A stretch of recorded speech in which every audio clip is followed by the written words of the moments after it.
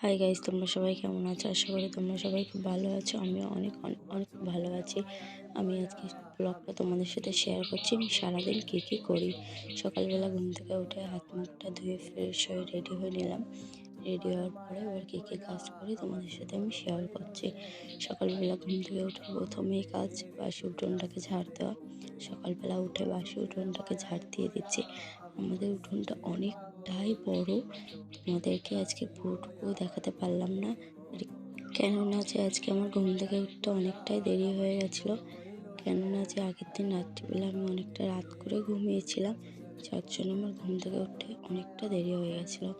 তার জন্য আমি শুধু সামনেরটুকু একটু ঝাড় দিয়েছি কোনো রকম, আর ওই সাইডটায় ঝাড় দিয়ে দিয়েছি কোনো রকম। কেননা যে সকালবেলায় যদি উঠোনটা ঝাড় দিতে আমি বসে যাই না, অনেকটা টাইম লাগবে। কমের পক্ষে 30 মিনিট আমার লাগবে উঠোন ঝাড় দিতে, যদি আমি পুরো উঠোনটুকু ঝাড় দিই। আমি ওর জন্য বিকালবেলা অর্ধেক ঝাড় দিয়ে সকালবেলা যেটুকু ঝাড় দেয় সেটুকু ঝাড় দিয়ে দিই। তারপরে উঠোন ঝাড় দিয়ে এসে আমি বিছনা গুছিয়ে নিচ্ছিলাম। আমাদের বাসি বিছনা, বাড়িতে কেউই নেই, আমি একাই আছি। আমার বর কাজে চলে গেছে, ঠাম্মা মাঠে গেছে। তার জন্য আমি বিছনা খাতা দেখো গুছিয়ে নিচ্ছি এক এক করে। আর বিছনাটা জানোই যে রাত্রিবেলা ঘুমালে সকালবেলা কেমন হয়ে যায়, সব কিছু এলোমেলো হয়ে যায়। যার জন্য আমি সকালবেলা বিছনাটা গুছিয়ে নিয়ে একটুখানি জল খেয়ে নিলাম, গলাটা শুকিয়ে গেছিলো অত বড় উঠোনটা ঝাড় দিয়ে। তারপরে আমি বিছনা ঝেড়ে নিলাম। বিছনাটা ঝাড়ার পরে আমি এখন যাবো হচ্ছে ঠাকুরের সিংহাসনে মুখটা খুলতে। কেন যে আমাদের একই ঘরের মধ্যে ঠাকুরটা থাকে, তো যার জন্য আমরা ঠাকুরের সিংহাসনটা ঢেকে রেখে দিই রাত্রিবেলা শোয়ার আগে। তারপর আমি দেখো বাসি ঘরটা ঝাড় দিয়ে দিচ্ছি সকালবেলা। সব কিছু ঝাড় দেওয়ার পর শুধু আমাদের ঘরটাই ভিডিও করেছি যে ঝাড় দিচ্ছি। আমার শাশুড়ির ঘর, ঠাম্মার ঘরটা দেখানোই হয়নি যে আমি ঝাড় দিচ্ছি। পরের ভিডিও দেখিয়ে দেবো। তারপরে বারান্দায় ঝাড় দিলাম। কটা ধান ছিল ভিজে গেছিলো, সেই ধানগুলো রোদে দিলাম। ধানগুলো রোদে দেওয়ার পরে আমি এখন রান্নাঘরে চলে এসেছি। রান্নাঘরে চলে এসে রান্নাঘরটা গুছিয়ে নিচ্ছি, কারণ যে রান্নাঘরটা ঝাড় দিতে হবে।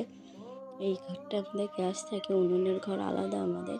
এই ঘরটায় গ্যাস আছে, তারপরে ধান আছে খাটের পরে পাশেই। কারণ যে আমাদের ধান কিনে রেখেছে, ওর জন্য ধান রয়েছে আমাদের ঘরে। ওর জন্য দেখো আমি বাসি ঘরটা রান্নাঘরটা ঝাড় দিয়ে বাসনগুলো কলপারে রেখে এসেছি। রেখে আসার পরে তারপরে ঝাড় দিচ্ছি। ঝাড় দেওয়ার পরে আমি ঘরটা মুছে নেব এখন, যেহেতু অনেকটাই বেলা হয়ে গেছে আজকে ঘুম থেকে উঠতে। আর জানো তো, ঘুম থেকে উঠলে বেলা করে যদি ঘুম থেকে ওঠা হয়, তাহলে কোনো কাজ করতে ইচ্ছা করে না, কারোরই ইচ্ছা করে না, মানে শরীরটা কেমন একটা খারাপ খারাপ লাগে। তারপরে আমি ঘরটা ঝাড় দিয়ে ঘরটা একেবারে রান্নাঘরটা মুছে নিচ্ছি তাড়াতাড়ি করে, কারণ যে রান্নাঘরে তো রান্না করতে হয়, যার জন্য আগে রান্নাঘরটাই মুছে নিতে হবে।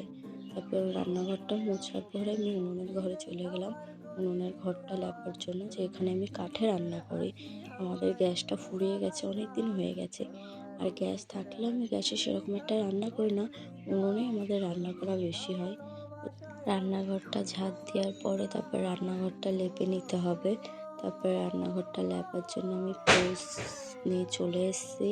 ওর মধ্যে মাটি দিয়েছি, গোবর দিয়েছি লেপার জন্য। কেউ গোবর ধরতে ঘেন্না করে, আমার একটুও ঘেন্না করে না গোবর ধরতে।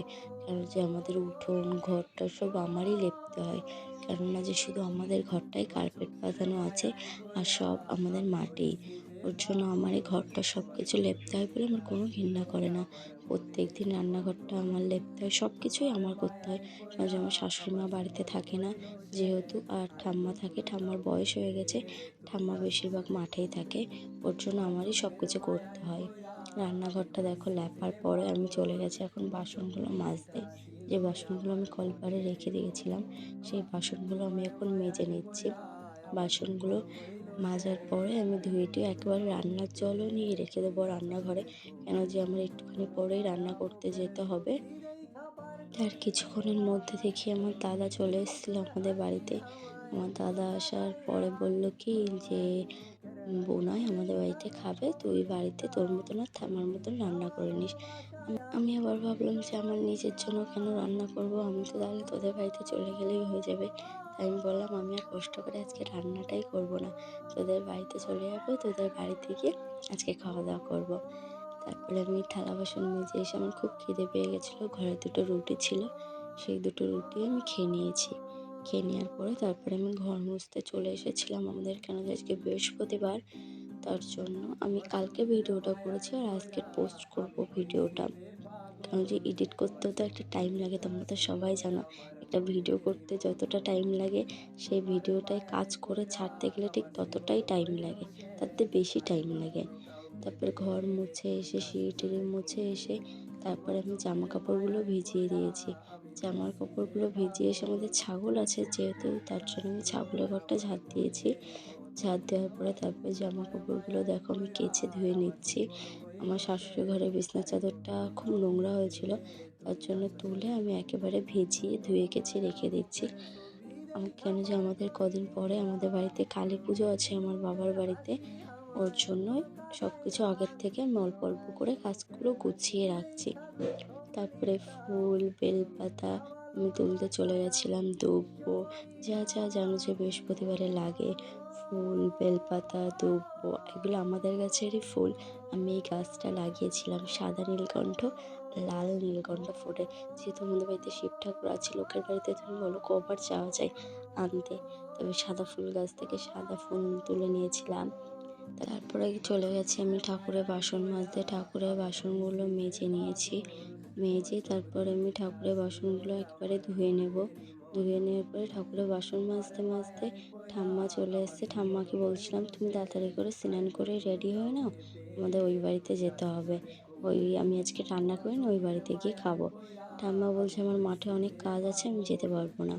আমি আবার ঠাম্মাকে বলছিলাম কি যে তোমার নাতি বলেছে বারবার করে যেতে, আমি বাড়িতে এখনও রান্নাই করিনি, তখন 1টা বেজে গেছে, 1টার বেশি। ঠাম্মাকে বলছিলাম যে ওই বাড়িতে যেতে হবে, তুমি তাড়াতাড়ি করে রেডি হয়ে নাও, তোমার নাতি বাইক নিয়ে চলে আসবে আমাদের দুজনকে নিতে। তারপরে ঠাম্মাকে বারবার করে বলার পরে ঠাম্মা তো যেতেই ছিল না। ঠাম্মা বলছে আমার মতন আমি খুদের ভাত রান্না করে খেয়ে নেবো, তুই চলে যা। তারপরে ঠাম্মাকে অনেকবার বলেছে, তাও ঠাম্মা যায়নি। তারপরে আমি পুজো দিতে চলে এসেছি, পুজো টুজো দিয়ে তারপরে আমি ঠাম্মাকে, তারপরেও আমি বলছিলাম যে ঠাম্মা চলো না, একা একা যাবো, একা একা ভালো লাগছে না, তুমি আসলে তোমার নাতি নিতে আসবে আমাকে, তাহলে তা না হলে নিতে আসবে না আমাকে।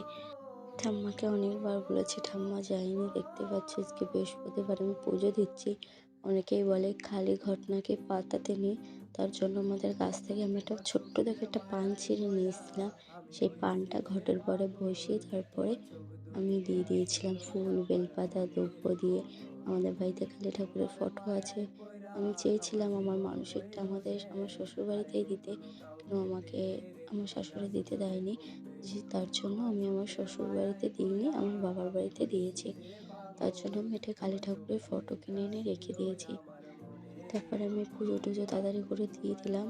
পুজো টুজো দেওয়ার পরে আমি না শিব ঠাকুরকে স্নান করিয়ে না, আমার অভ্যাস আছে যে সেই জলটা খেয়ে নেওয়ার, মানে শিব ঠাকুরকে স্নান করানোর পরে ওই জলটা খাওয়ার পরে আমি একা একা চলে যাচ্ছি আমার বাবার বাড়িতে। আমাকে নিতেও আসেনি, আমি একা যাচ্ছিলাম তার জন্য আমি হেঁটে হেঁটে একা একাই চলে গেছে।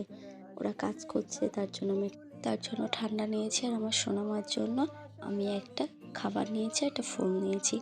তারপরে ওদেরকে বলছিলাম এই দেখ তোরা কষ্ট করে মন্দির করছিস, তার জন্য তোদের জন্য ঠান্ডা নিয়ে এসেছি। আমার বর তাড়াতাড়ি করে আমার হাত দিয়ে কিনে নিল, কিনে নিয়ে ওই খাওয়া শুরু করে দিয়েছে। তারপরে আমি দেখতে যাচ্ছিলাম যে আমার পুচকুমা কী করে, ওকে আমি বারবার করে বলছিলাম মা ধরো না, এটা খাও না, ও নিচ্ছিলই না। আমি বলছি দেখো মা সবাই দেখছে নেও। তারপরে দেখো মার দিকে ফিরে গেছে, তারপরে অনেকবার বলা, তারপরে ওটা ধরতে গেছে, দেখো কিভাবে করে ধরবে এই জিনিসটা এবার। বুকের ভেতর গড়েছি এক আজব নগর, আয় ছুটে আয় ঘোরা। তারপর লজ্জাতর মার কোলের মধ্যে গেছে। তারপরে সারাদিন ভীষণ মজা করেছি, ফোনটা আমার কাছে ছিল না যেহেতু আমি ভিডিও করতে পারিনি। তারপর বাড়ি চলে এসেছি। টাটা, সবাই ভালো থেকো।